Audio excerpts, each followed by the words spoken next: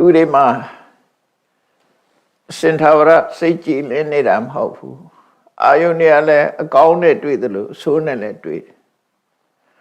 ထာဝရကောင်းနေတာမဟုတ်သည့်အတွက်ကြောင့်စိတ်အခမ်းမသိတဲ့အခါမှာဒေါသဆိုတာထွက်လာတတ်ကြတယ်အဲ့ဒီထွက်လာတဲ့ဒေါသကိုမထိန်ချုပ်နိုင်ဘူးဆိုလို့ရှိရင်အယုတ်ဆိုးအကြီးတန်းမဖြစ်တဲ့နာတွေဖြစ်သွားနိုင်တယ်ပေါ့လူတွေမှာလောဘဆိုတဲ့တရားရှိသလိုဒေါသဆိုတာလည်းရှိတယ်အကုသိုလ်တရားတွေကကိုယ်ထင်ကြီးတဲ့မာနသူတစ်ပါးကြီးပွားတာကိုမနာလိုတဲ့အိတ်တာကိုယ်သာအခွင့်အရေးရခြင်းနဲ့မစ္စရိယဒီတရားတွေကလူတွေရဲ့ယင်ထဲမှာလွှမ်းမိုးပြီးတော့နေတတ်တယ်ပေါ့အမြဲတမ်းလွှမ်းမိုးနေတာမဟုတ်ပေမဲ့လို့အကြောင်းတိုက်ဆိုင်လာတဲ့အခါဖြစ်တတ်ကြတယ်ပေါ့လူတိုင်းဟာထာဝရပြုံးရှင်းနေတာမဟုတ်သလိုလူတိုင်းဟာလည်းအမြဲတမ်းစိတ်တူပြီးဒေါသထွက်နေကြတာမဟုတ်ပါဘူး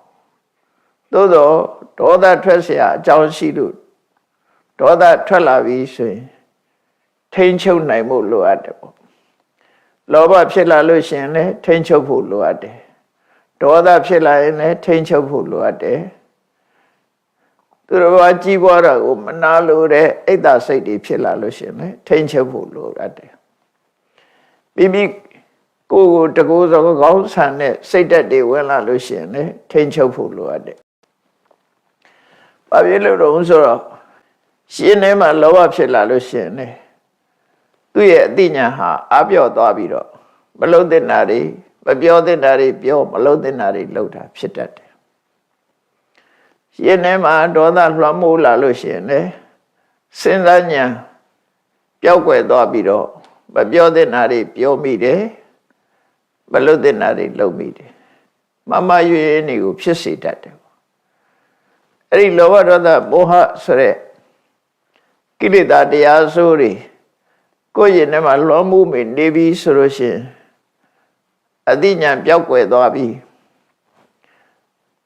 မပြောတဲ့စကားတွေပြောမိတယ်မလုပ်တဲ့အလုပ်တွေကိုလုပ်မိတယ်အဲ့လိုလုပ်မိသည့်အတွက်ကြောင့်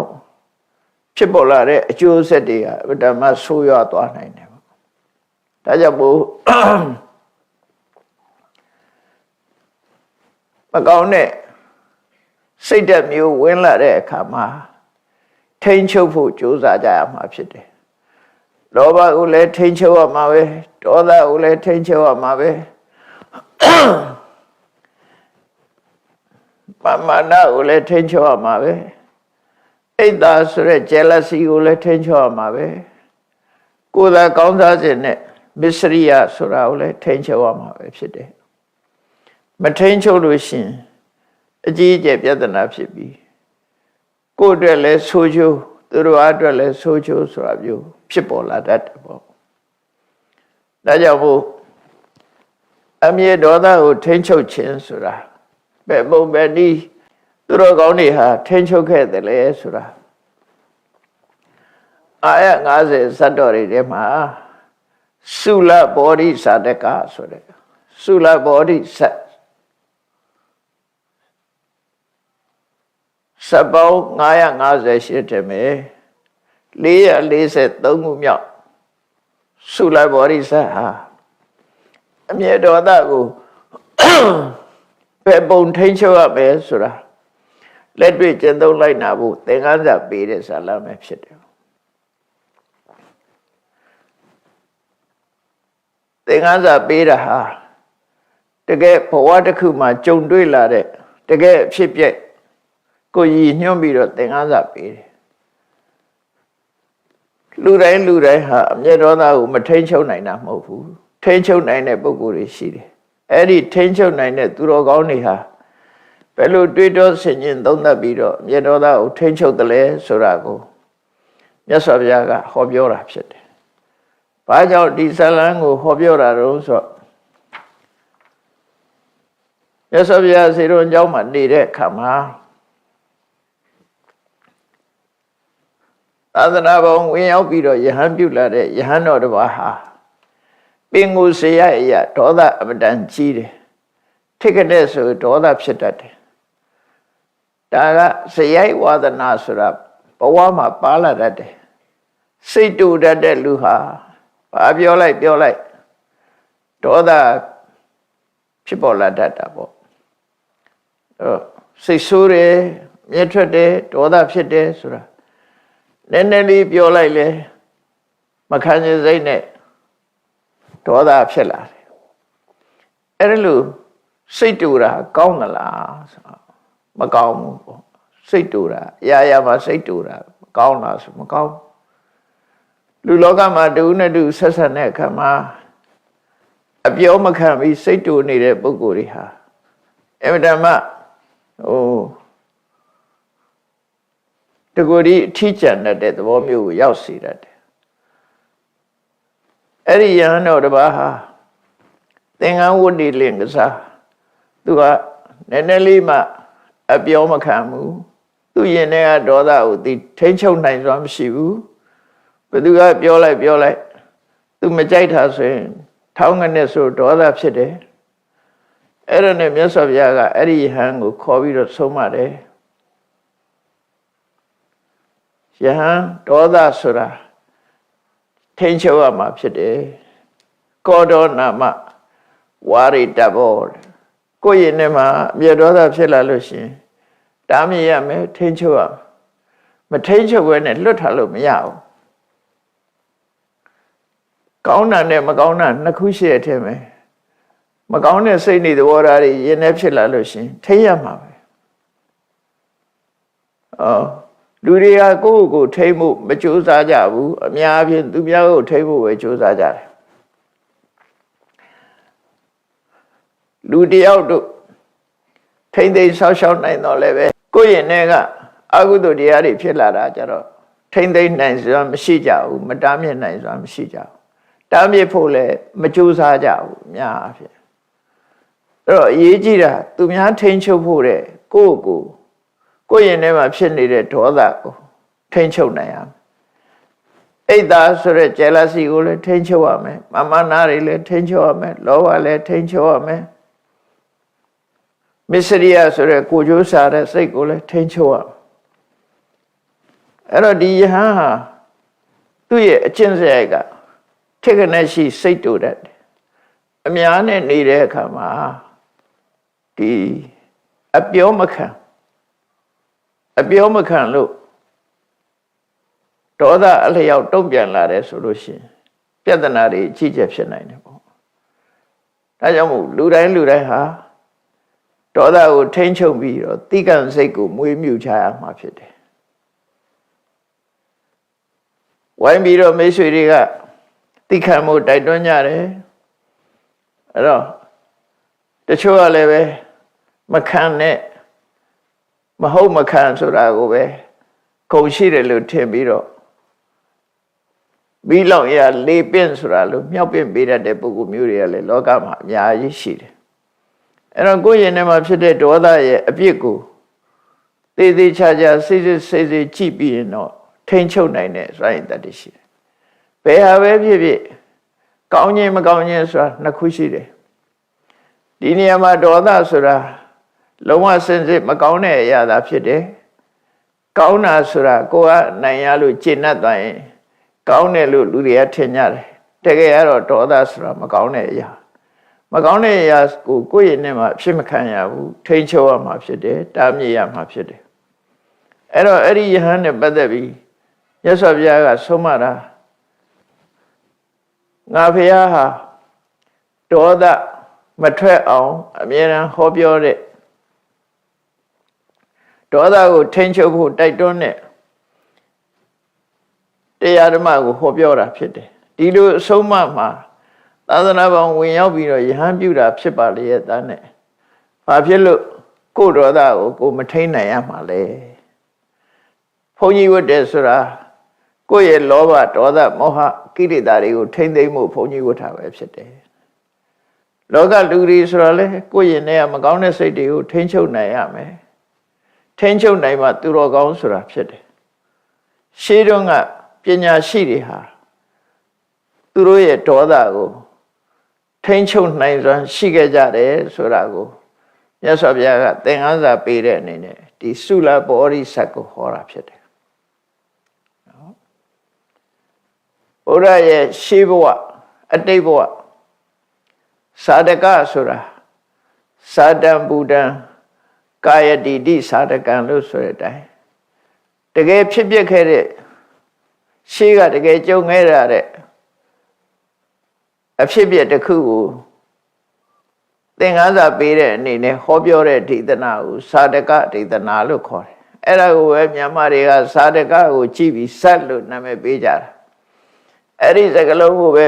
ပြတ်ဇတ်တို့အကဇတ်တို့ဆိုတဲ့စကားလုံးတွေထွန်းလာကြတယ်ပေါ့နော်အငိမ့်တို့ပြတ်ဇတ်တို့ဆိုတဲ့ဇလန်းတို့ဆိုတာတွေကတကယ်တော့ဘုရားဟောတဲ့ဇာတကဆိုတာတကယ်အဖြစ်ပျက်စိတ်ကူးကြံစည်ထားတဲ့အရာမဟုတ်ပဲနဲ့တကယ်အဖြစ်ပျက်ကိုမြတ်စွာဘုရားဟောတာအဲ့တော့တကယ်အဖြစ်ပျက်ဆိုတာလောကကြီးမှာဆန်းကျဲတယ်စိတ်ကူးရင်လှုပ်တဲ့ဟာတွေကလည်းပြားသောအဖြစ်တကယ်အဖြစ်ပျက်ကိုအခြေခံပြီးတော့တွေးတောကြံစည်ပြီးရေးသားကြတာဖြစ်တယ်ပေါ့ဖြစ်ပျက်ဆိုတာရှိခဲ့တယ်ဒါကြောင့်မြတ်စွာဘုရားကဒေါသကိုထိန်းချုပ်ခဲ့တဲ့ရှေးသူတော်ကောင်းတွေရဲ့စံနမူနာကိုထိုယဟန်သဘောပေါက်လောက်အောင်စိတ်ဝင်စားအောင်ဟောပြောတာဖြစ်တယ်ဘဝတစ်ခုမှာဒီ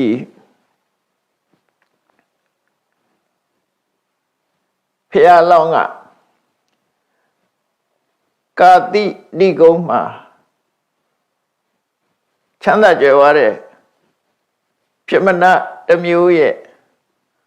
သားပြမနာတူရဲ့သားလာဖြစ်တယ်နော်သူဟာပြမနာတစ်မျိုးတူရဲ့သားလာဖြစ်တဲ့အခါမှာသူပဲဘွားကလာတာတော့ဆိုအဲ့ဒီဘွားမရောက်ခင်ကသူကပြမဖြစ်ခဲ့တယ်သူတော်ကောင်းတရားကျင့်ကြံကြုတ်ကိုအထုတ်လို့စံပိညင်နေရပြီပြမပြေမှပြမဖြစ်တယ်ပြမဆိုတာကဒေါသအမတန်နေတဲ့ပုဂ္ဂိုလ်မျိုးတွေပေါ့ပြမဝိဟာရဆိုရဲမေတ္တာကရုဏာမုဒိတာဥပေက္ခနဲ့နေတဲ့ပုဂ္ဂိုလ်တွေဓမ္မအေးချမ်းတဲ့ဘဝစိတ်တူတယ်ဆိုတာသူတို့မှမရှိဘူးနော်ဒေါသထွက်တယ်ဆိုတာမရှိဘူးအမြဲတမ်းမေတ္တာစိတ်ကရုဏာစိတ်မုဒိတာဥပေက္ခဆိုရဲပြမစိုးတရားတွေနဲ့နေကြလို့ဘဝမှာအလွန်ငြိမ်းချမ်းတဲ့ဘဝကနေပြီးတော့လူဘဝရောက်လာတာအဲ့တော့လူဘဝရောက်လာတော့နာမည်ပေးတဲ့အခါမှာဘောဓိကုမာရဆိုတဲ့နာမည်ကိုပေးတယ်သူတို့မျိုးရိုးကနေပေးတဲ့နာမည်လည်းဖြစ်နိုင်တယ်ပေါ့ဘုရားလောင်းကအဲ့ဒီဘဝမှာဘောဓိကုမာရဆိုတဲ့နာမည်နဲ့ပုံနာမျိုးနွယ်ထဲမှာလူလာဖြစ်တယ်လူဘဝရောက်တဲ့ဆိုတာထုံးစံတိုင်းပဲဒီကနေ့ခေတ်လူဘဝရောက်လာတဲ့ပုဂ္ဂိုလ်လဲဘာလို့တော့အရွယ်ရောက်ရင်ကြောင်းနေရတယ်ပညာသင်ကြရတယ်ဒါ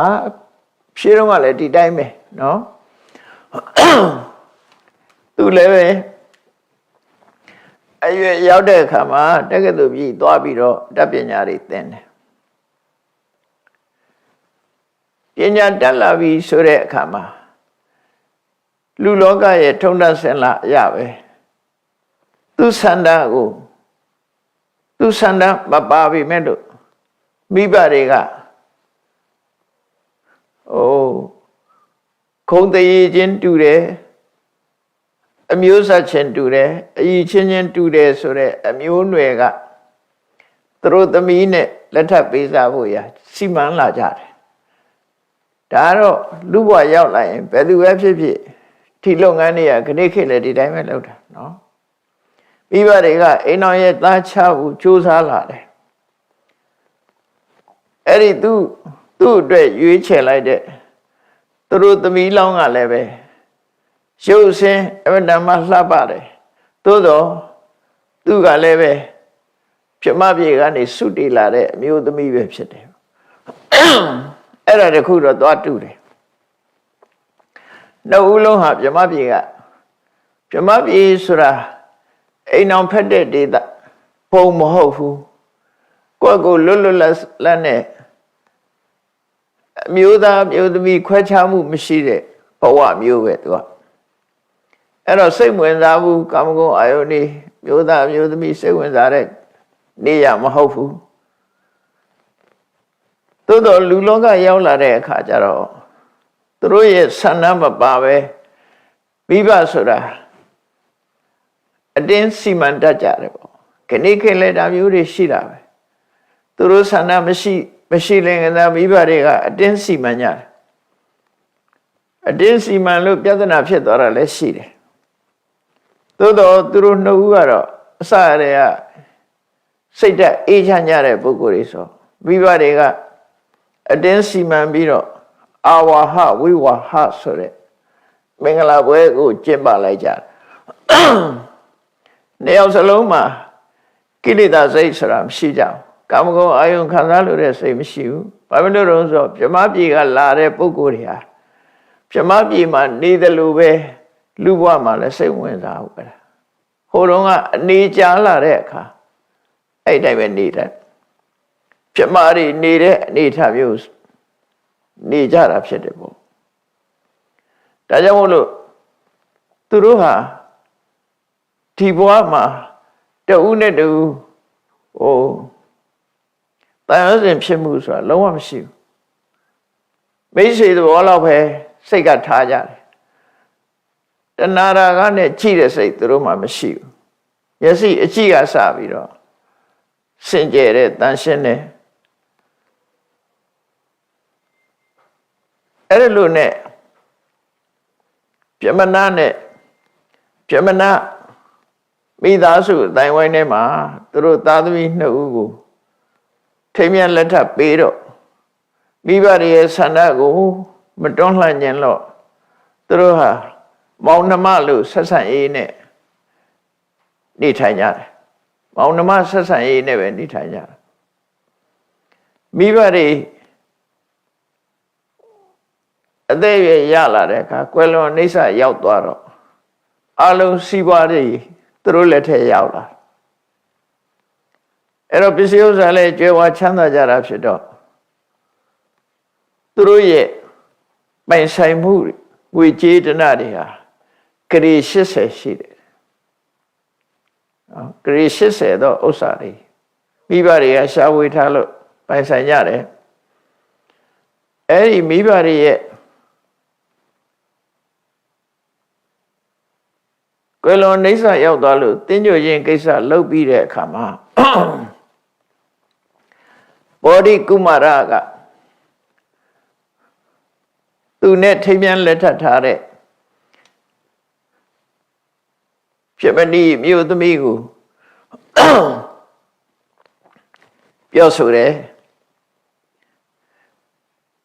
ဒီနေ့ကစပြီးတော့ဟောဒီဂရေ80သောဥစ္စာကိုမင်းကိုငါလွှဲမယ်အကုန်လုံးနော်အဲ့ဒီဂရေ80သောပစ္စည်းဥစ္စာတွေကိုမင်းအပိုင်ဖြစ်လွှဲပေးမယ်မင်းချမ်းသာသာနေပြီတော့လို့ပစ္စည်းဥစ္စာလွှဲဖို့တိုင်ပင်တဲ့အခါမှာသူနဲ့လက်ထပ်ထားတဲ့ပုံနေမှမြို့သမီးကရှင်ကဘာလို့မလို့လဲလို့ဆိုတော့ငါကဒီပစ္စည်းတွေငါမလို့ချင်ဘူးငါအတွက်လည်းမလို့အပ်တော့ဘူးငါကဟိမန္တတောင်ဘက်ကိုတောထွက်ပြီးတော့ရသေးဝုတ်ပြီးကိုယ့်ရဲ့ဘဝကိုကိုယ်ထိန်းကြောင်းတော့မယ်လို့ဆိုတော့အဲ့ဒီသူရဲ့ဇနီးကပြန်မေးတယ်ရဟန်းဝတ်တဲ့ယသိဝတ်တဲ့ဆိုတာယောက်ျားတွေသာဝတ်လို့ရတာလားမျိုးသမီးတွေရောဝတ်လို့မရဘူးလားဆိုမျိုးသမီးလည်းဝတ်လို့ရပါတယ်ဆိုရင်ဒါဆိုလို့ရှိရင်သင်တို့စွန့်ပစ်တဲ့တတွေးကိုငါမခံယူနိုင်ပါဘူးဒီပစ္စည်းဥစ္စာတွေသူလည်းမလိုချင်ပါဘူးသူလည်းယသိဝတ်ပါမယ်လို့အဲ့ဒီလိုနှစ်ဦးနဲ့တဦးနဲ့တူ ပစ္စည်းပြောဆိုရင်ကနေပြီးတော့နှစ်ဦးလုံးကစိတ်ဝင်စားဘူးမိဘတွေလက်ထက်တုန်းကလည်းသူတို့လုံမလို့ရဘူးမိဘတွေကြွေးထားတာပဲစားဒီပစ္စည်းတွေသူတို့စီမံရမယ်ဆိုတော့တယောက်ကမှမလုပ်ချင်ကြမလုပ်ချင်တော့အဲ့ဒါဆိုလဲတို့နှစ်ယောက်ကောင်းပြီဒီပစ္စည်းတွေကိုအကုန်လုံးလှူဒန်းပေးကန်လိုက်တယ်အလှကြီးပေးလိုက်တယ်အလှကြီးပေးပြီးတော့တောထွက်သွားကြတယ်နှစ်ယောက်စလုံးဒါရှေးကချမ်းသာတဲ့ပုဂ္ဂိုလ်တွေကဒီလိုလုံးလိလှုပ်ထားရှိကြတာပေါ့နော်တောထွက်သွားတယ်တောထွက်သွားပြီးတော့တောတဲ့တနေရာသာသာရရှိတဲ့နေရာမှာသင်္ကန်းကျောင်းဆိုရသေးကျောင်းလေးတွေဆောက်ပြီးတော့တောထဲမှာတီးတဲ့သစ်သီးဝလံနေဒါတွေကိုရှာကြံပြီးတော့သစ်သီးစားတဲ့သစ်သီးစားပြီးဘဝကိုယက်တည်ကြတယ်လို့သူတို့ဆိုလို့နော်တောထဲမှာသစ်သီးစားပြီးတော့နေကြတာအဲ့လိုနဲ့တောထဲမှာကရှိတဲ့သစ်သီးဝလံနေစားပြီးတော့10 နှစ်ကြာသူတို့နှစ်ယောက်ဟာကိုเจ้าလေးနဲ့ကိုတူနဲ့တူဖော်ပြုတ်ပြီးတော့10 နှစ်ကြာနေကြတယ်သို့တော့တူပေါ်တူတဏှာကတန်ရောစဉ်မရှိတော့လည်းပဲတူနဲ့တူကျင်နာမှုကတော့ရှိကြတယ်ပေါ့မေတ္တာရှိတယ်ကရုဏာရှိတယ်မုရိဒာရှိတယ်ပြပစိုးတရားနဲ့မိတ်ဆွေသဘောသူတို့ဟာအတူတကွတော်ထဲမှာနေကြပြီ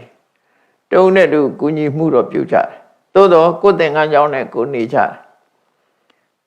အဲ့လိုနှူးနေတဲ့အခါမှာတပ္ပထကျင့်စဉ်ကိုကျင့်မိမယ်လို့သူတို့ဆံရတဲ့ပုဂ္ဂိုလ်ဖြစ်မရောက်ဘူးသို့တော့ယဟန်ဘုရားလွတ်လွတ်လပ်လပ်နဲ့နေရတဲ့ယသိယဟန်ဘုရားမှာ10 နှစ်ကြာနေထိုင်တော့ထဲမှာသစ်သီးဝလံညှိွယ်စားပြီးတော့နေတဲ့အခါယောဂတစ်မျိုးဖြစ်တတ်တယ်စားတတ်မရတဲ့အခါမှာလူတွေယောဂဖြစ်တတ်တယ်လို့ပြောတယ်အဲ့ဒီတော့ကတော့ဟိမွန်တာမှာစားရှိသလားမရှိဘူးလားတော့မသိဘူးကနေ့ခေတ်တော့ဟိမွန်တာစားဆိုပြီးတော့ရောင်းတာတယ်ရှိတယ်ရှိကောင်းတော့ရှိနိုင်တာပေါ့နော်သို့တော့ရသေးတွေဟာ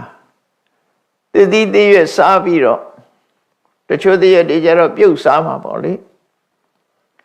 အဲ့လိုနဲ့အသက်ရှင်နေတဲ့အခါစားမပါတဲ့အစားအစာတွေစားရပါများတဲ့အခါမှာယောဂတစ်မျိုးဖြစ်တတ်တယ်တဲ့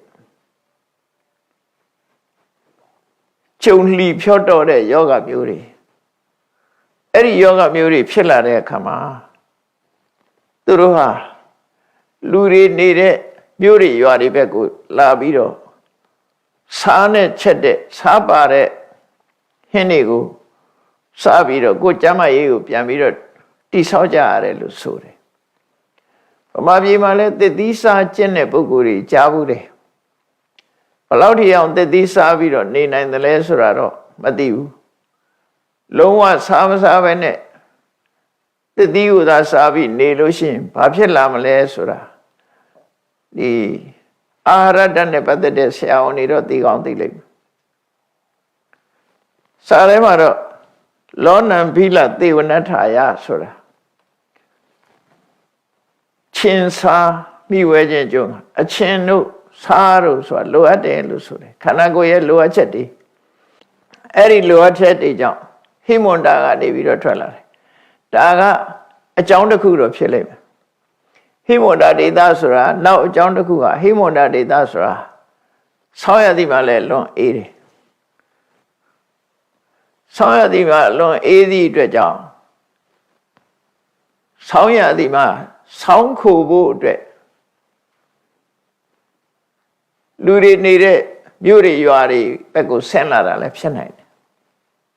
။ဘာဖြစ်လို့လဲဆိုကနေ့ခေတ်မှာဆိုလို့ရှိရင်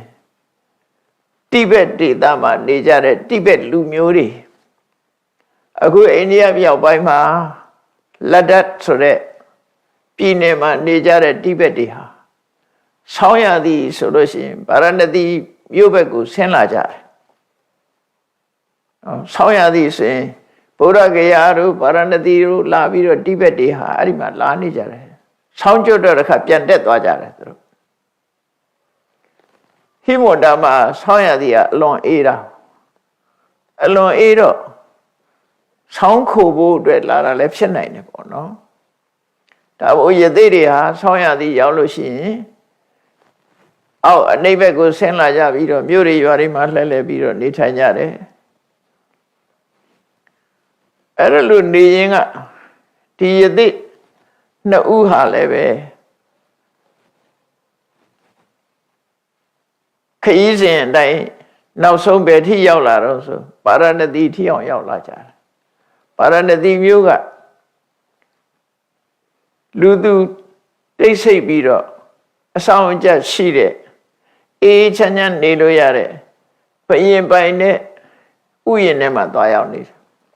အဲ့တော့ဥယျာဉ်ဆိုတာတော့ခဏခေတ်ပြောမယ်ဆိုလို့ရှိရင်တော့ဘယင်နေစိုက်ပျိုးထားတဲ့သီးနှံနေစိုက်ပျိုးထားတဲ့သစ်ပင်နေစိုက်ပျိုးထားတဲ့ခြံကြီးတွေဖြစ်လိုက်တောတွေစိုက်ပျိုးထားတဲ့သဘာဝတောတွေသဘာဝသစ်ပင်တွေပန်းမင်တွေအဲ့လိုဟာတွေစိုက်ပျိုးပြီးတော့အဆောင်ရှောက်နဲ့ထားတဲ့ဥယျာဉ်ခြံကြီးတွေကိုပြောတယ်အဲ့ဒီဘယင်ပိုင်တဲ့ဥယျာဉ်ခြံကြီးတွေဆိုတာဆောင်းရှောက်မှုရှိသည့်အတွက်ကြောင့်နေရထိုင်ရအဆင်ပြေတယ်ပေါ့အဲ့ဒါကြောင့်မို့မင်းပိုင်တဲ့ဥယျာဉ်တွေကိုရောက်လာပြီးတော့ဆောင်းရသည်မှာဆောင်းခိုတဲ့အနေနဲ့အဲ့ဒီမှာနေကြတယ်တဲ့အဲ့တော့ဒီနေ့ကျတော့ဘယင်ကဘယင်ရဲ့ဥယျာဉ်မှုလုပ်တဲ့လူကဥယျာဉ်ထဲမှာထွက်တဲ့သစ်သီးဝလံပန်းမှန်တွေကိုဘယင်ထံလက်ဆောင်ပေးဖို့ယူသွားရင်ဘယင်ကြီးစီသွားခါစားတဲ့အခါမှာဥယျာဉ်မှုကိုဘယင်ကပြောလိုက်တယ်ငါတို့ဥယျာဉ်စားကိုဥယျာဉ်ကိုပျော်ပွဲစားထွက်ကြမယ်ဥယျာဏခိလိတံကိလေသာမဆိုနန်းတော်ထဲမှာဒီတိုင်းပဲနေရတာလူဆိုတာအဆောက်အဦကြီးထဲမှာအကြာကြီးနေရရင်ညီးဝိတ်လာတယ်ပေါ့ဒါကြောင့်မို့တောထဲမှာထွက်မယ်ဥယျာဉ်ဆိုတဲ့တောထဲမှာငှက်တွေရှိတယ်တိရစ္ဆာန်တွေရှိတယ်သဘာဝတောတောင်တွေဖန်တီးထားတာတွေရှိတယ်အလှဆင်ထားတဲ့ဥယျာဉ်မဟုတ်ဘူးဒါတည်းဥယျာဉ်ဆိုလို့ရှိရင်တော့ပြုပြင်ပြီးတော့အလှဆင်ထားတာမဟုတ်ဘဲနဲ့ခြံကြီးတွေလို့ပြောခြင်းပြောလို့ရမှာနော်တောအုပ်ကြီးတွေကိုဘယင်တွေစောင်းရှောက်ထားတဲ့တောအုပ်ကြီးတွေသဘာဝတောအုပ်ကြီးတွေအဲ့တောအုပ်မှာငှက်တွေလည်းရှိကြတယ်သားသမီးတွေလည်းရှိကြတယ်ရေအိုင်တွေလည်းရှိတယ်ပန်းမျိုးစုံတွေလည်းရှိတယ်အဲ့ဒီဥယျာဉ်ဘက်ကိုဘုရင်ကြီးကထွက်လာဥယျာဉ်ပြောပဲဆိုတာထက်မယ်လို့သူ့ကိုမှားလိုက်တော့ဥယျာဉ်ဘက်ကိုရောက်လာအဲ့ဒီမှာဘုရင်လာတော့မယ်ဆိုရင် तू ကဥယျာဉ်ထဲမှာတန်ရှင်းလို့ရတယ်လုံခြုံရေးတွေစီမံရတယ်ဘုရင်သွားမဲ့နေရာတွေအကုန်လုံးဥယျာဉ်မှုဆိုတာတကယ်ကတော့အဲ့ဒီဥယျာဉ်လုံခြုံရေးဆွမ်းရှောက်ရတဲ့ပုဂ္ဂိုလ်တွေပေါ့ तू ကတော့ခေါင်းဆောင်ပေါ့အဲ့ဒီဥယျာဉ်မှုဆိုတဲ့ပုဂ္ဂိုလ်ကဘယင်လာလို့ရှိရင်ဆင်ပြေဖို့အတွက်အလုံးပြင်ဆင်ထားတယ်အနေကင်းဖို့အတွက်အလုံးပြင်ဆင်ထားတော့ဘယင်ကြီးကအဲ့ဒီဥယျာဉ်ကိုနောက်လိုက်နောက်ပါအချမ်းရံများစွာနဲ့ဥယျာဉ်ကိုပျော်ဝဲစားထွက်လာတယ်ပေါ့အဲ့ဒီအချိန်မှာခုနကယသိနှစ်ဦးဘောဓိကုမာရယသိနဲ့လူဘွားကဇနီးဖြစ်တဲ့ယသိမတို့ဟာဥယျာဉ်ထဲမှာသူတို့လဲအေးချမ်းချမ်းတဲကြောင်လေးတွေနဲ့ဆောက်လုပ်ပြီးတော့နေထိုင်ကြတယ်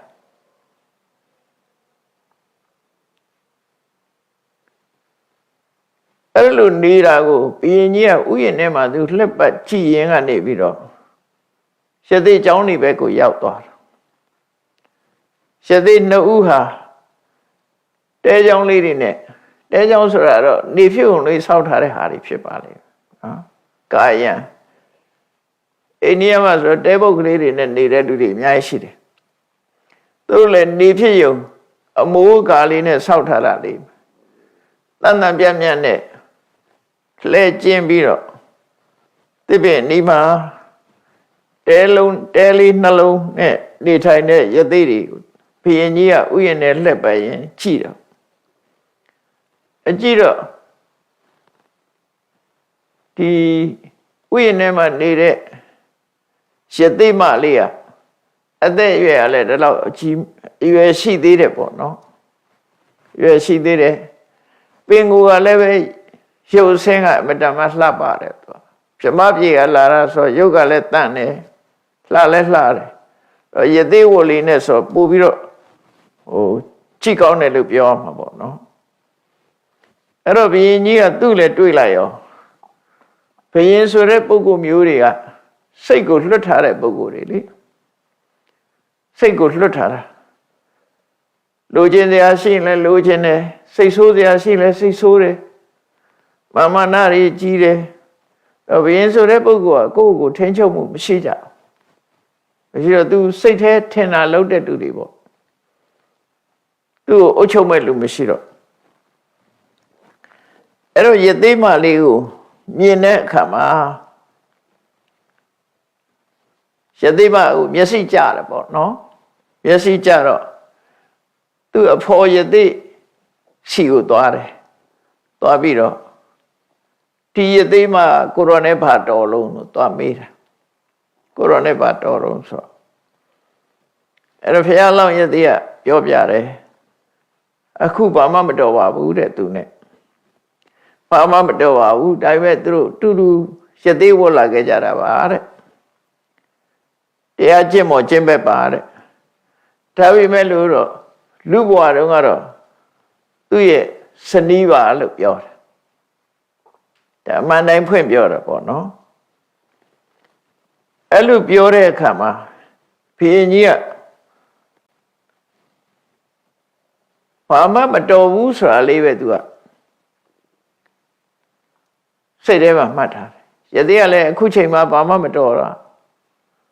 လူဘဝတုန်းကသာမိဘပေးစားထားတဲ့ဇနီးတဲ့ဆိုတာကိုပြောတာဘာမှမတော်ဘူးဆိုတော့သူကအဲ့ဒီရသေးမလေးကိုမိဖုရားမြောက်ခြင်းတယ်ပေါ့လေအတင်းမိဖုရားမြောက်ဖို့ကြိုးစားလာဒါလောကကြီးမှာဖြစ်တာရှိတဲ့ကိစ္စတွေပါဒါအထူးဆန်းတော့မဟုတ်အဲ့တော့မိဖုရားကိုတင်းကျပ်ခေါ်သွားဖို့ဒီမိဖုရားအဖြစ်တင်မြောက်ဖို့ဒီရသေးမလေးကိုအတင်းကျပ်ခေါ်သွားမယ်ဆိုရင်ရသေးရဲ့စိတ်ကိုစမ်းကြည့်တာကိုရောနဲ့ဘာမှမတော်ဘူးအခုဘာမှမတော်ဘူးဆိုလို့ရှိရင်သူ့ကိုနန်းတော့ခေါ်သွားမယ်နန်းတော့ခေါ်သွားမယ်ဆိုလို့ရှိရင်ဘာများလှုပ်မလဲစူးစမ်းကြည့်အောင်မယ်ဆိုပြီးတော့ဘုရင်ကြီးကသူ့ကိုပြောတာယောတိဣမံဝိတလက်ခိပိယံတံမိတဘာတိနေအဲ့တော့ယသိမလေးကအတော်ချောတာချောတော့သူ့ရဲ့မျက်လုံးလေးကလည်းမျက်လုံးပြူးပေါ့ပြူးဆိုတာမျက်လုံးကျဲတယ်မျက်စိမေးမဟုတ်ဘူးမျက်လုံးကျဲမျက်လုံးကျဲနဲ့တောက်ပသောမျက်လုံးရှိတယ်ပိယံတံမိတဘာတိနေစကားပြောလို့ရှိရင်လည်းချစ်ခင်ပွဲရာတူတူတက်တာပြောတတ်တယ်တန်ချိုမြတ်နဲ့ပြောတတ်တယ်ပေါ့အဲ့ဒီလိုယသိမရဲ့ပုံမှန်တရံကိုကြည့်ပြီးတော့မျက်လုံးကျဲတူတူရဲပြီးတော့ပြောတတ်တဲ့ဟောဒီယသိမလေးကိုအတင်းကျပ်ခေါ်သွားမယ်ဆိုရင်ကိုတော့ဘာလုပ်မလဲအတင်းခေါ်မယ်တဲ့ဘာလုပ်မလဲလို့ဆိုအဲ့ဒီမှာဘောရိကုမာရယသိကဘာပြန်ပြောတော့ဆိုဥပ္ပစ္စေမေနတ်မုတ်စေရတယ်ငါရင်ထဲမှာတော့ဒေါသတော့ဖြစ်မယ်ဒါပေမဲ့လို့ငါဒေါသကိုထိန်းချုပ်မယ်ဥပ္ပစ္စေမေနတ်မုတ်စေရတယ် ရှင်တွေကမကျေနပ်တဲ့ဒေါသတော့ဖြစ်မယ်မတရားဘူးမတရားလုပ်တာမကြိုက်လို့မကြိုက်တဲ့ဒေါသတော့ဖြစ်မယ်ဒါပေမဲ့ဖြစ်လာတဲ့ဒေါသကိုထုတ်မပြောဘူးနမေမုံစေယဇီဝတော့ငါအသက်ရှင်နေသမျှကာလပတ်လုံးငါဒေါသဖြစ်တာကိုဘယ်တော့မှမသိစေရအောင်ရဇံဝဝိပုလာဝုဋ္ဌိခိပ္ပမေဝနိဝရေတပေါင်းတစ်ခုမှာဖုန်နေဟာလွင့်တက်ပြီးကောင်းကင်ကြီးတစ်ခုလုံးခမိုင်းမိုင်းဖြစ်နေတတ်တယ်ပေါ့အညာဒေသမှာဆိုရင်ကြည့်ကြည့်လိုက်မိုးမရွာမချင်းတပေါင်းတစ်ခုကဆုံဆိုတဲ့ချိန်လေးမှာကောင်းကင်များမြူမုံတွေဆိုင်းနေတတ်တယ်ပေါ့အဲ့ဒီမှာမိုးကြီးရွာချလိုက်လို့ရှိရင်အဲ့ဒီမြူတွေကပျောက်သွားတယ်ကောင်းကင်ကြီးကကြည်သွားတယ်အဲ့ဒါလိုပဲတဲ့သူ့ရင်ထဲမှာဖြစ်လာတဲ့ဒေါသကိုသူထိန်းချုပ်ပြီးတော့ဖယ်ရှားပြစ်မှာပါလို့ရှင်တွေကဒေါသဖြစ်လာမဲ့ဆိုရင်ဘယ်တော့မှအပြင်ကိုမထွက်စေရဘူးနော်ငါအသက်ရှင်သမျှကာလပတ်လုံးငါဒေါသအပြင်ကိုမထွက်စေရဘူးရင်ထဲမှာဒေါသမဖြစ်ဘူးလို့တော့မပြောဘူးသူဖြစ်မယ်အေးမိုးကြီးရွာချလိုက်တဲ့အခါမှာလွင့်နေတဲ့မြူမုံတွေပျောက်ကွယ်သွားသလိုပဲငါရင်ထဲမှာဖြစ်လာတဲ့ဒေါသဟာမိုးရွာချလိုက်သလိုပျောက်ကွယ်သွားမှာပဲဖြစ်တယ်လို့ယသိကအဲ့လိုပြောပြီးတော့သူကရဲရဲဝံ့အဲ့လိုဘယင်ကိုပြန်ပြီးတော့ပြောလိုက်တဲ့အခါမှာဒီလိုယသိကပြောတာကိုဘယင်ကြီးကနားလဲဖို့တော့ကောင်းတယ်ပေါ့သို့တော့နားမလဲဘူးသူ့ရင်ထဲကဒီယသိမအပေါ်မှာဆွဲလန်းနေတဲ့စိတ်ကြောင့်မို့လို့သူ့စိတ်ကိုသူမတားမြင်နိုင်တဲ့အခါအမတ်တယောက်ကိုမိတ်ပေးလိုက်တယ်ဒီယသိမကိုနန်းတော့ခေါ်သွားလိုက်ဆိုပြီးတော့အတင်းဆွဲခေါ်ခိုင်းနော်အဲ့တော့ယသိမလေးအတင်းဆွဲပြီးတော့ခေါ်သွားကြတယ်နန်းတော့ခေါ်သွားတယ်အဲ့တော့ယသိမအဓမ္မောလောကေဝတ္တတိအယုတ်တံသူဘာပြောတော့ဆိုအေးလောကကြီးမှာမတရားမှုတွေတော့ဖြစ်နေပြီမလုံးတဲ့အလုပ်တွေလုပ်နေကြပြီလို့ဆိုပြီးအော်ဟစ်ငိုကြွေးတယ်သူကနော်ငိုရုံပဲသူငိုနိုင်တယ်ပေါ့မတရားဘူးဆိုတာတော့ပဲပြောပြီးတော့အဲ့ဒါလို့မင်းမှုရန်တွေကနန်းတော်ထီအောင်သူ့ကိုခေါ်သွားကြတယ်ဖျားလောင်းကတော့အဲ့ဒီချိန်မှာသူကဘောဓိကုမာရယသိကတော့ခေါ်သွားတဲ့အခါမှာတစ်ချက်ပဲလှမ်းကြည့်လိုက်ပြီးနောက်ထပ်ငုံပြီးတော့သူသင်္ကန်းပဲသူချုပ်နေတယ်ယသိဝတ်စုံကိုချုပ်နေတယ်အဲ့နဲ့ချုပ်ရတယ်ပေါ့သူတို့နောက်ထပ်မကြည့်တော့သူတို့ခေါ်သွားတာကိုသူကဘာမှဝင်မပြောဘူးဒီတိုင်းပဲနေလိုက်တယ်ဘုရင်ကလည်းပဲအဲ့ဒီနန်းတော်ကိုအတင်းကျပ်ခေါ်ခိုင်းသွားပြီးတော့အခန်းတစ်ခန်းထဲမှာလှောင်ထားလိုက်တယ်လှောင်ထားပြီးတော့အမျိုးမျိုးဖြာရောင်သေးဆောင်တယ်ပေါ့မိဖုရားမြောက်မဲ့အကြောင်းတွေပြောတဲ့အခါမှာယသိမလုံးဝလက်မခံဘူးယသိမရဲ့စိတ်ပြောင်းလဲအောင်သူမတတ်နိုင်တော့ယသိဒီအခန်းတစ်ခန်းထဲမှာလှောင်ပိတ်ထားပြီးတော့ဘုရင်ကြီးကငါဆွဲခေါ်လာတဲ့အခါဟိုကြံရတဲ့ယသိကဘယ်လိုနေသလဲဆိုတာကိုသူသိချင်တယ်အတင်းကျပ်ခေါ်လာတော့ဟိုယသိကဘယ်လိုများနေမလဲယသိဆိုတာသူတို့ခေတ်ကကြောက်ရတာလည်းရှိတယ်ပေါ့ယသိတွေကိုပြစ်မှားလို့တိုင်းပြည်ပြတ်သွားတာတွေရှိတယ်ယသိတွေရဲ့မန္တန်စွမ်းကိုနဲ့ဒုက္ခရောက်သွားကြတာတွေရှိတယ်သူတို့မှလည်းဇလန်းတွေအများကြီးရှိတယ်ပေါ့အခုလည်းသူယသိကိုတင်းကျပ်ခေါ်သွားတာဖြစ်တော့ဟိုယသိကများမန္တန်ဆုပ်ပြီးတော့သူသိအောင်များလုပ်မလားလို့တန်တရားဖြစ်လာတယ်ဒါကြောင့်မို့ငါသွားကြည့်မယ်ဆိုပြီးအချမ်းရနဲနဲ့ဥယျာဉ်ကိုပြန်သွားတယ်ပြန်သွားတော့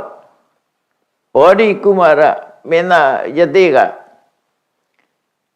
သူ့ဝိုးကိုသူချုပ်ပြီးတော့နေတယ်တယောက်တည်းပဲတိတ်ဆိတ်ချုပ်ပြီးတော့နေတယ် ဘုရင်ကြီးကလည်းအချမ်းရံနဲနဲနဲ့လူနဲနဲနဲ့သွားတာသွားပြီးတော့ခြေသံမပေးဘဲနဲ့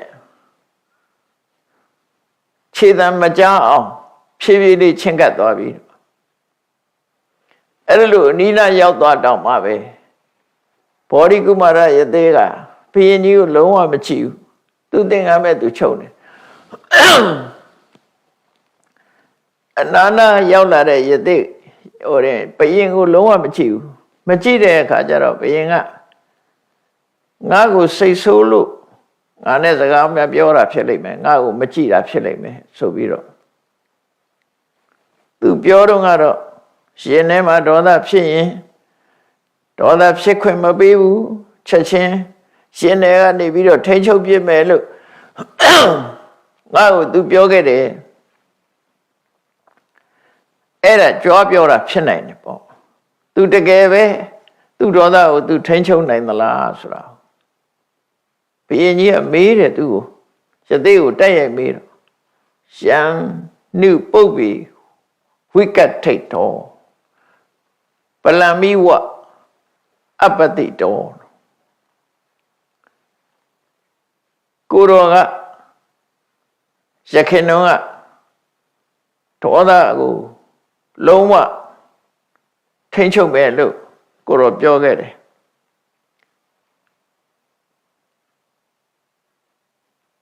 တကယ်ကိုအင်အားပေါ်မှာအမိပြုပြီးတော့ကိုရောထိန်းချုပ်တယ်လို့ပြောတယ်အခုကျတော့ကိုရောတိတ်တိတ်လေးနေပြီးတော့သင်္ကန်းချုပ်နေတယ်ကိုယ်စိတ်ကိုမထိန်းနိုင်လို့ဒီလိုလုံနေတာလားလို့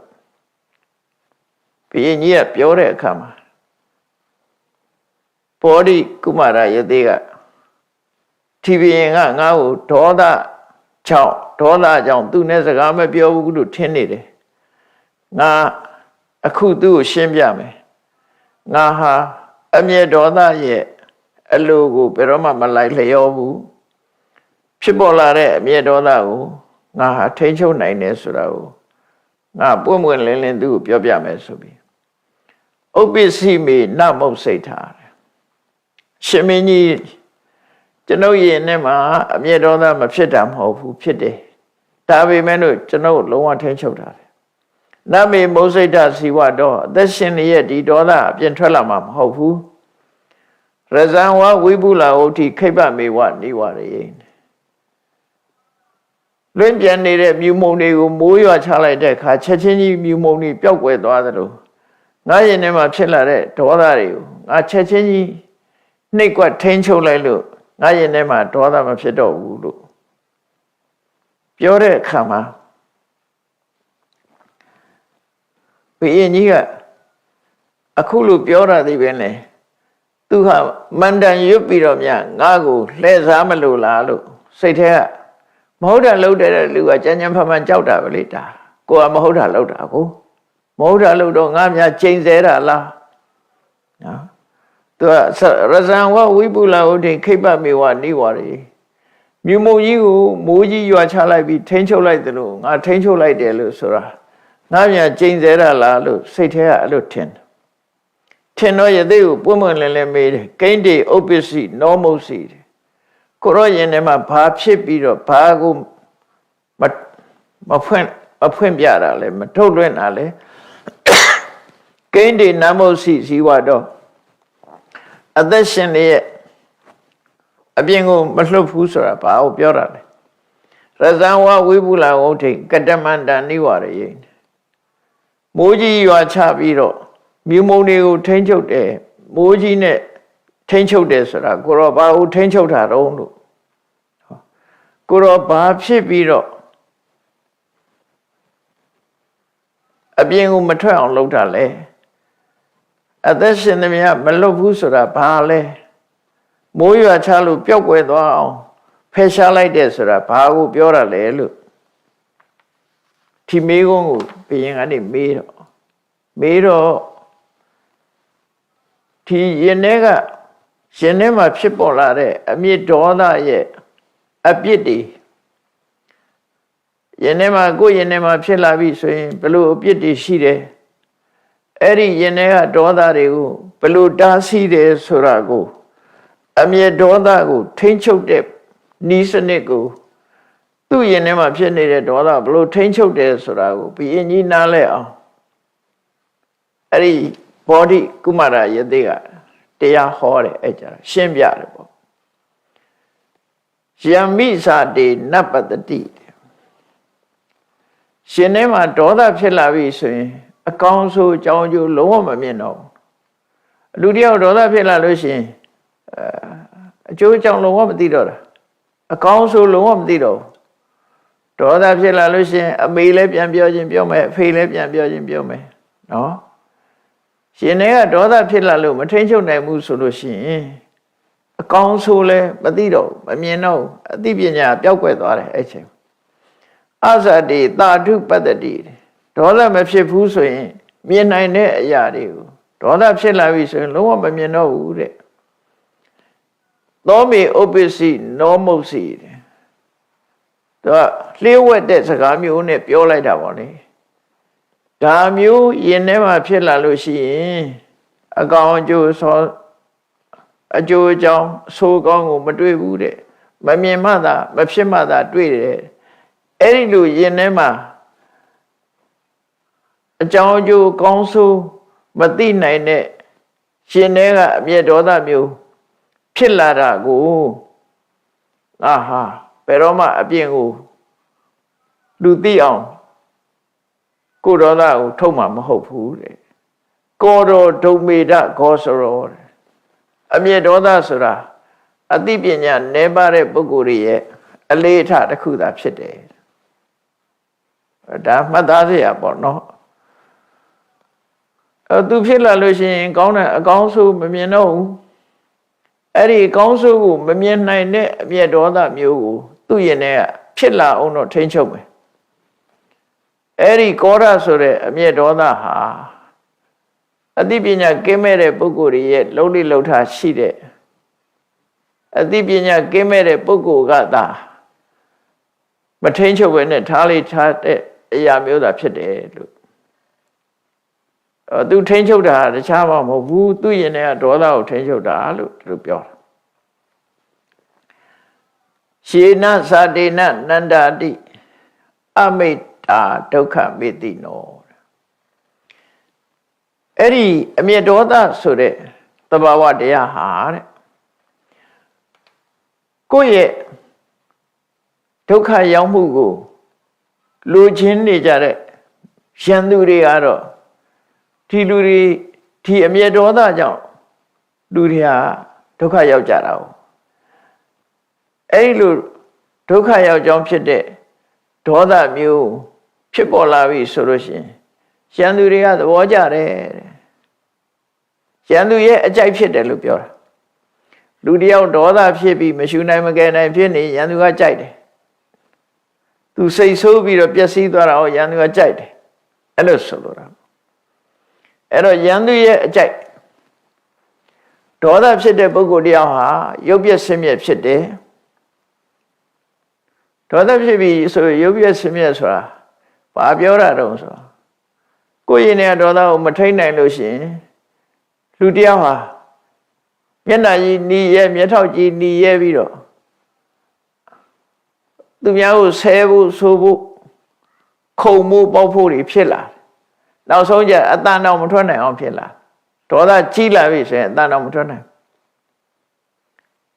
ရုပ်ပြည့်ဆင်းရဲတွေအကုန်ဖြစ်လာတယ်အဲ့ဒီလိုသူရုပ်ပြည့်ဆင်းရဲဖြစ်နေတာကိုကိုယ့်ရဲ့ဒုက္ခကိုမြင်ကျင်တဲ့မိတ်ရန်သူတွေကတော့သဘောကျတယ်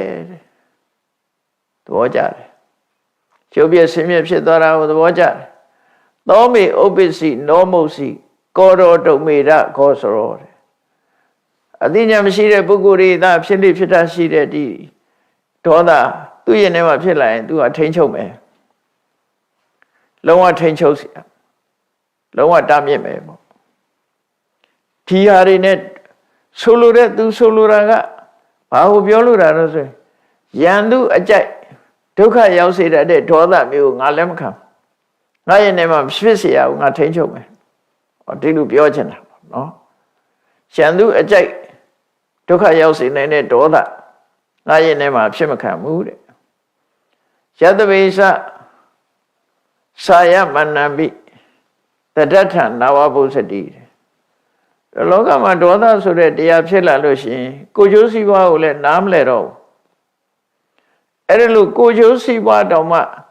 Matinai on Flamu Chiso Biro, go Doka Pira de Dola Mu, Koyanema Chela Lushi. Long what that can be the Tama Mohu, Chechen Nequa Biro, Dasi Pimapit. That daughter a bit beyond it. Senega, mere daughter, ha, go beyond Biro Doka Pimapit. Siena Vivu do good lands are did. Daughter Lomu Kayaloshi, second along only a Piautar. But the way she be, daughter Lomu can say ma, Kudusam, Pido. Daughter Sheni, Kudusam, Pido. I would do say the websilla. Pregami Wibulan Sabi at below Chimare, Josie Baba Fizzy, daughter Filla Lucian, social noir. A combio lulemia. A changer of Lama Bione, to do your malam count, daughter Chini Lucian. Josie Bare, Conoso Donane. La Bima de no Blawa Pamati. Chausia gone on. The daughter the cook Pilla Lucian, people are there, a swear body, a Chausia gone out there. Anita City Bowari Lupillare. Party don't say, daughter Pilla Lucian, my building is a gari lebiome, but Bio Yere is a gas solemn, but low Yera solemn. A go no Bio Yere, go no low Yere. No? A shells are a low machine. Elusulu. Era obiora, Bima de no Blawa Pamati. Tu are in our con la reca, Lucy good, Lomu Habiro. Mama, my Bioera machine. Malo Yera, she was of Shilla. Daughter the body, no? Goro Maharaja, Nami Abosata. Eri Yenea daughter, Pedoma, a being who Topia Mam, Hofu, Solo. Tu Yenema, Nyan Loma. A being who trust him, I'm hope, look be my hope. Corona or being trapped, look be Lucian, Ludi daughter. Say Sora, Ludida. A being Topia, say Sora Ludi. Eri Ludida Macamulo solo. Toda Sora, to ascend in Della. But Mazo, Toda Chela we say, Yenejo Tendor. Yenejo Tendor, Dapatama. Any chain name of Matana and Lucian, Pazaga Lolo Pilla. And Matana moves away, Sebo Piena. Jana Nezagabio Pilla. Any man Matana moves to Lucian, Shaibo Nepo Pilla. And I go Matana moves away, Lenek I may send out. Now so to me, I'm a lower moves and go that day. Toda send like Bogwella, there, so that what they are. No, send like Poquella, eh? But I may when the Jordan Dora saw like that, but Tamu solution, $8. Say, can they be sudden, Jandan la Vido? Le Balare, Dog Balare, Lenedy Balare, Elupsilla. Erago Solure, Godo Maharaja, Nami, Amosata. Erelu appeared Gila, Dola Diao, do a Tencho me, Beroma, a being Umatrasia. So we wrote the Amiadoda, a Piku, Shishin Libiora, Kata the May, Mata Manata May, Bawa Gona Masayadi. Shirunga Mia Beani Ya Lelusro. The Dana Chongu, Boya. Mavis the Dana Chong, Choni the Dana Chongu, Nana people deca, Bula, Bula Vido meet out. No, the Dana Chong, don't be lonely, sir. I the Benia to be netbin, lay deca, putta. Put kama, I Bula Vido meet out. But you are not sure of who don't don't be lonely, sir. Kabama could do the thing each other. Every time I change your cat, no? Lubima the Mure you are Milone Kajaro. Show me less she gone shin. Show the do machine, wire shop or can they cake out. Palo Milana, wire shop you look. No? ဝါယာလျှော့ဖြစ်ရင်လည်းဝါယာကိုလောင်သွားမှာပဲတစ်သားနှစ်ချောင်းပုတ်လို့မီးဖြစ်လာလို့ရှိရင်လည်းအဲ့ဒီပုတ်လို့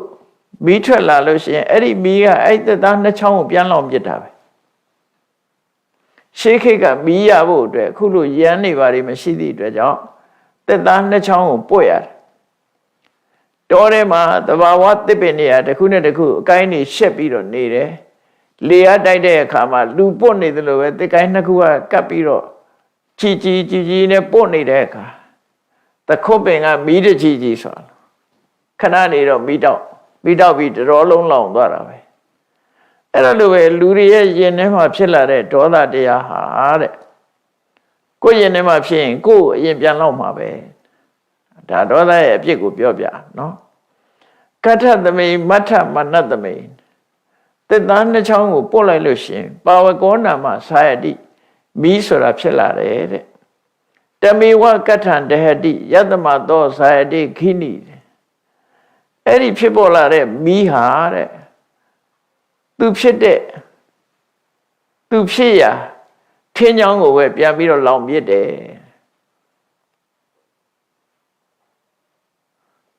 ကိုဖြည့်စည်းတာတွေကြတော့ခုခေတ်ပါသုံးလို့ဆိုရင်ပစိယိုးလို့သုံးရတယ်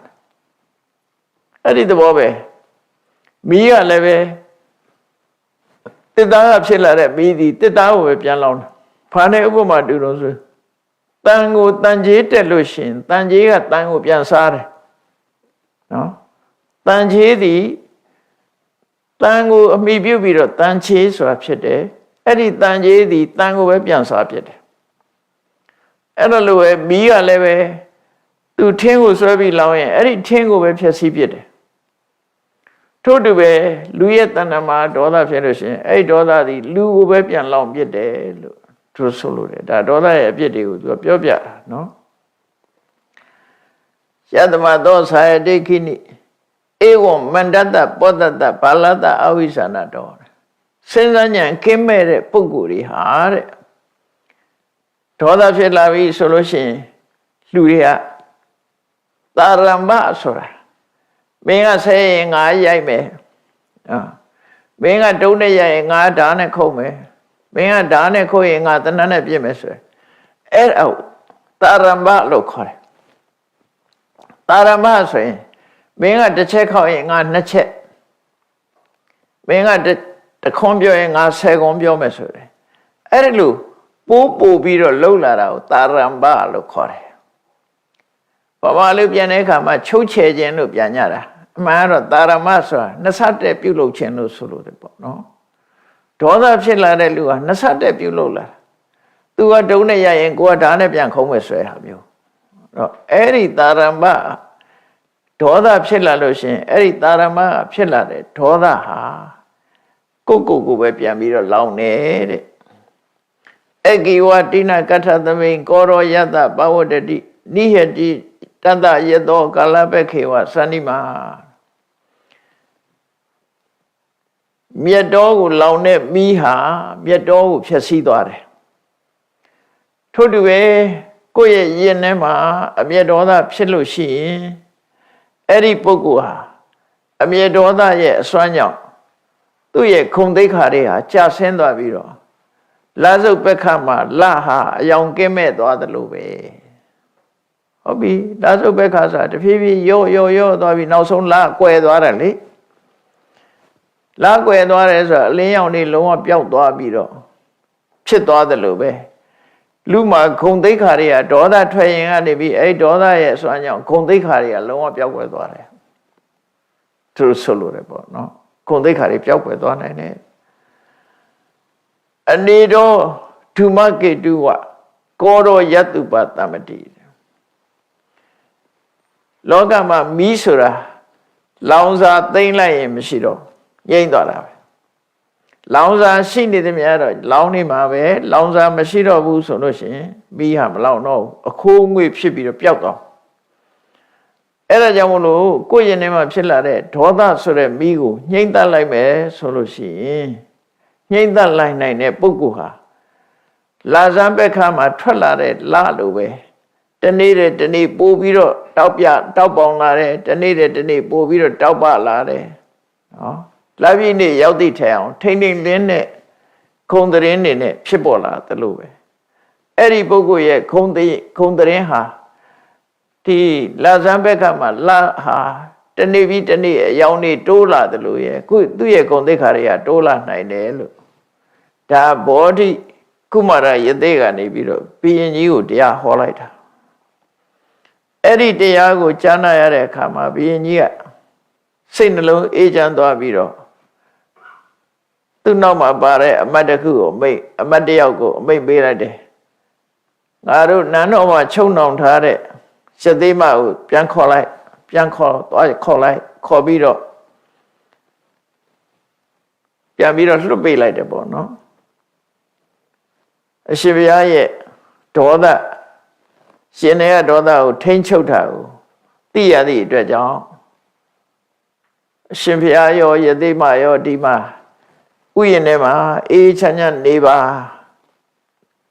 သူတောင်းဝန်ယူပြီးတော့အလုံးကိုဆောင်းလျှောက်ပေးပါမယ်လို့ဘုရင်ကြီးကကြောဝန်ချတောင်းပန်ပြီးယသိကိုရှ िख ိုးပြီးနန်းတော်ပြန်သွားတယ်အဲ့တော့ဒီဘောဓိရာဇဘောဓိကုမာရယသိနဲ့ရှသိမလေးတို့ဟာရှာသက်ပံအဲ့ဒီဥယျာဉ်ထဲမှာပဲဘုရင်ကြီးရဲ့ဆောင်းလျှောက်မှုခံပြီးတော့ချမ်းချမ်းသာသာနေကြနောက်ကြတော့ရှသိမလေးကသုတိမဏိကွယ်လွန်သွားတဲ့အခါကျတော့ရှသိကြီးကဟိမဝန္တတောင်ကိုပြန်သွားပြီးသူတူဦးရဲ့နေတဲ့အခါမှာသမထကျင့်စဉ်ကိုကျင့်လို့သံပိညင်နေရပြမစိုးတရား၄ပါးကိုပွားများအထုတ်ပြီးသူဟာပြမပြေရောက်သွားတယ်ဒီနေရာမှာယသိမလေးတည်သွားတော့ဘယ်ရောက်တယ်ဆိုတာမပါတော့ဘူးနော်ယသိမကတော့အဲ့ဒီဥယျာဉ်ထဲမှာပဲကွယ်လွန်နေစာရောက်သွားတယ်ယသိမကွယ်လွန်ပြီးတဲ့အခါမှာယသိကြီးကဟိမဝန္တပြန်သွားတယ်အဲ့ဒီကြတော့ပြန်သွားပြီးသူတယောက်တည်းလွတ်လပ်လပ်နေပြီးတရားထုတ်တဲ့အခါမှာစံပင်ကြီးနေပြန်ရတယ်ဒီဇလန်းကိုသင်္ကန်းစာပေးတာတော့အမျက်ဒေါသကိုထိမ့်ချုပ်နီးဘယ်လိုထိမ့်ချုပ်ရမလဲအမျက်ဒေါသဘောဘယ်လိုရှုမြင်ရမလဲထိမ့်ချုပ်တယ်ဆိုတာအမျက်ဒေါသရဲ့အပြစ်ကိုဆင်ញင်သုံးသပ်တာဟာထိမ့်ချုပ်ခြင်းပဲပေါ့သွားပြီးရင်မထဲရင်ထဲမှာဖြစ်နေတဲ့ဒေါသကြီးကိုဒီတိုင်းထိမ့်ချုပ်တာမဟုတ်ဘူးဒီဒေါသရဲ့အပြစ်တွေကိုဆင်ញင်လိုက်တာထိမ့်ချုပ်တာပဲမကောင်းမှုလို့သိလိုက်ရင် तू ထိမ့်ချုပ်ပြီးသားဖြစ်သွားတယ်ကောင်းတယ်လို့သိရင်ဆက်လုပ်မှာပဲလေအဲ့တော့ဘယ်အရာပဲဖြစ်ဖြစ်ငါဒေါသထွက်တာမကောင်းဘူးဒီဒေါသအပင်ငရဲကြစေနိုင်တယ်ငါဘဝပျက်စီးစေနိုင်တယ်ဆိုတော့ဒီအတွေးတွေကဒါထိမ့်ချုပ်တဲ့အတွေးလို့ခေါ်တယ်ဟိုလိုကြီးတွေးเสียမဟုတ်ဘူးသို့မဟုတ်မေတ္တာဘာဝနာနဲ့ထိမ့်ချုပ်မယ်သိခံခြင်းဆိုတဲ့ခန္တီတရားနဲ့ထိမ့်ချုပ်မယ်ဒီအကြောင်းအရာဒေါသထွက်เสียအကြောင်းအရာကိုမေ့ထားပြီးတော့ထိမ့်ချုပ်မယ်ထိမ့်ချုပ်ပုံထိမ့်ချုပ်နည်းတွေမျိုးရှိတဲ့ထက်မယ်မေတ္တာနဲ့ထိမ့်ချုပ်တယ်အတွေးနဲ့ထိမ့်ချုပ်တယ်မှန်ကန်တဲ့တွေးတောဆင်ခြင်မှုတွေနဲ့ထိမ့်ချုပ်တယ်အဲ့တော့ငါဒါမထိမ့်လို့ရှိရင်ငါဘဝပျက်စီးလိမ့်မယ်သိရင်ငရဲရောက်လိမ့်မယ်စသဖြင့်ဒါလည်းထိမ့်ချုပ်တာအဲ့လိုအတွေးနဲ့ထိမ့်ချုပ်တယ်လို့လူတိုင်းဟာကိုယ့်ရင်ထဲမှာအမျက်ဒေါသမဖြစ်ဘူးဆိုတာမရှိဘူးအကြောင်းအရာဆိုတာဖြစ်လာနိုင်တယ်ဖြစ်လာလို့ရှိရင်အခုလိုတွေးပြီးတော့ထိမ့်ချုပ်ရမှာဖြစ်တယ်ဆိုတာကိုသင်္ကန်းစာပေးလို့ရင်ဖြစ်ပါတယ်ဒီတရားကိုဟောလိုက်တဲ့ဒီသင်္ကန်းစာကိုအဓိကအကြောင်းပြုပြီးဟောတဲ့ဒေါသချိတတ်တဲ့ယဟန်ဟာအနာဂံအဆင့်ကိုရောက်ရှိသွားပါတယ်တဲ့အဲ့ဒီတော့ကရှသိမလေးကတခြားသူမဟုတ်ဘူးတဲ့ရှာဟုလာမဲတော်ယသောတရရဲ့ဘဝတစ်ခုသာလည်းဖြစ်တယ်ပါရဏသီဘုရင်ကတော့တခြားသူမဟုတ်ဘူးတဲ့ရှင်အနန္ဒာရဲ့အတိတ်ဘဝတစ်ခုပဲဖြစ်တယ်အဲ့ဒီဘောဓိကုမာရယသိဆိုတာတခြားသူမဟုတ်ဘူးငါရဲ့အတိတ်ဘဝပဲဖြစ်တယ်လို့မြတ်စွာဘုရားကစက်ကိုပြန်ပေါင်းပြီးတော့ဒီဇလန်းကိုထုတ်ဖော်ဟောကြားတာဖြစ်ပါတယ်တရားချစ်ခင်သူတော်စင်ပြိဿပေါင်းတို့ဒီဇလန်းရဲ့အဓိကသင်္ကန်းစာပေးတာတော့အမျက်ဒေါသကိုဘယ်လိုထိန်းချုပ်ရမလဲဆိုတာကိုသင်္ကန်းစာပေးခြင်းဖြစ်လို့အကြောင်းတစ်ခုခုကြောင့်ကိုယ့်ရင်ထဲမှာဒေါသဖြစ်လာလို့ရှိရင် ဒီအချက်လက်တွေကိုမှတ်သားတွေးတောပြီး